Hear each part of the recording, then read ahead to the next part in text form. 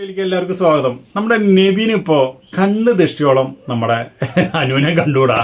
അതെന്താന്ന് വെച്ചിട്ടുണ്ടെങ്കിൽ അനുവിൻ്റെ പ്രവൃത്തി തന്നെയാണ്. അപ്പോൾ ഇന്നലെ അവർ തമ്മിലൊരു ചെറിയൊരു മുട്ടലുണ്ടായി. ആ മുട്ടലുണ്ടായപ്പോൾ എന്താണെന്ന് വെച്ചിട്ടുണ്ടെങ്കിൽ അവൾ ആരോടും ചോദിക്കാണ്ട് ചെന്ന് കിച്ചണിൽ വന്ന വഴിക്ക് ഞാൻ ഇത്തിരി ചോറ് എടുക്കുന്നുണ്ട് എന്ന് പറഞ്ഞു. അപ്പോൾ പറഞ്ഞു നമ്മുടെ പ്രവീൺ പറഞ്ഞു എടുത്തോ ചോറെടുത്തോ എന്ന് പറഞ്ഞു. അങ്ങനെ കുറച്ച് ചോറെടുത്ത വഴിക്ക് ഇതൊക്കെ ഒരേ ട്രിപ്പ് കഴിഞ്ഞ് എല്ലാവർക്കും കറിയും തായും വാങ്ങി കൊടുത്തു. അതിൻ്റെ ഒരു ഇത്തിരി കറിയുണ്ട്, അത് അവിടെ കിച്ചണിലുള്ളവർക്ക് കഴിക്കാൻ വേണ്ടി മാറ്റി വെച്ചാൽ ഇവള് ചോറെടുത്തു. അതുപോലെ തന്നെ പോയി കറി ഒരു കുന്ന് കറിയാണ്ട് വാരിയിട്ടു.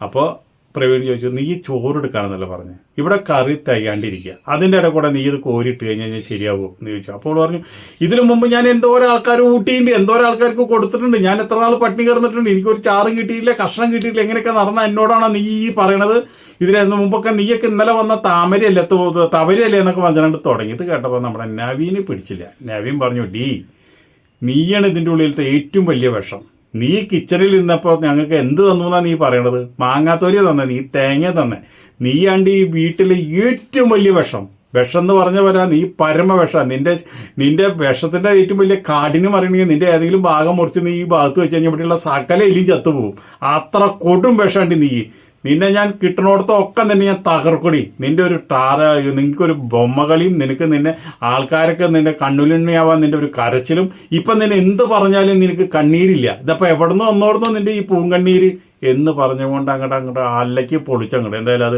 നെവിൻ ചെയ്തത് വളരെ നല്ല കാര്യമാണ്, അടിപൊളിയായിട്ടുണ്ടല്ലേ. അത് നമുക്ക് പ്രേക്ഷകർക്ക് ഇവിടെ ആരെങ്കിലും അറ്റാക്ക് ചെയ്യുകയാണപ്പോൾ പ്രേക്ഷകർക്ക് വലിയ സന്തോഷമാണ്. ഇവിടെ അത്രയും വലിയ വിഷമല്ലേ, കൂട്ടും വിഷമെന്ന് പറഞ്ഞത്, എല്ലി വരെ ചത്തുപോകുന്ന പറഞ്ഞ പോലെ അരുവത്തോടെ പോയി കഴിഞ്ഞ് കഴിഞ്ഞാൽ. അപ്പോൾ അങ്ങനെയാണ്. അപ്പോൾ അതിൻ്റെ ഇടയിൽ ഇന്നത്തെ ദിവസം വേറൊരു പണി കുടുംബക്കാർക്ക് കൊടുക്കുന്നുണ്ട് നമ്മുടെ നെവിൻ.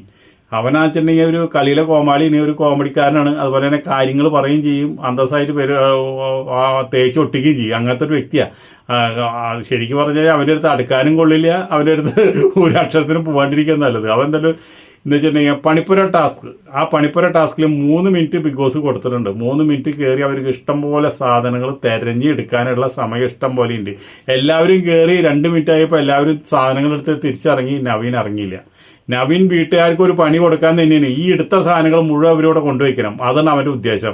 അവൻ അവിടെ വന്നിരുന്ന് ഒരു കാർഡ് എടുത്ത് വായിച്ച് മറ്റേ കാർഡ് എടുത്ത് വായിച്ച്, അപ്പോൾ അവിടെ ഇരുന്ന് ഓരോരുത്തർ ഓളി ഉണ്ട്, നവീനെ നീ പുറത്തു പാടാ, നീ ഞങ്ങളെ ചതിക്കലടാ, നീ എത്രയും പെട്ടെന്ന് പുറത്തു പാടാ, അല്ലെങ്കിൽ ഈ സാധനങ്ങൾ മുഴുവൻ ബിഗ് ബോസ് തിരിച്ചെടുക്കും, കുടുംബത്താഞ്ച 10 പൈസ ഒരു സാധനം അവിടെ ബാലൻസ് ഇല്ല, എല്ലാം കഴിഞ്ഞിരിക്കുക, നീ പുറത്തു പാടാന്ന് പറഞ്ഞ് ഓളി ഉണ്ട്. ഇവൻ ഒരു പുല്ലും കേൾക്കുന്നില്ല, ഇവൻ അവിടെ ഇരിപ്പായിരുന്നു.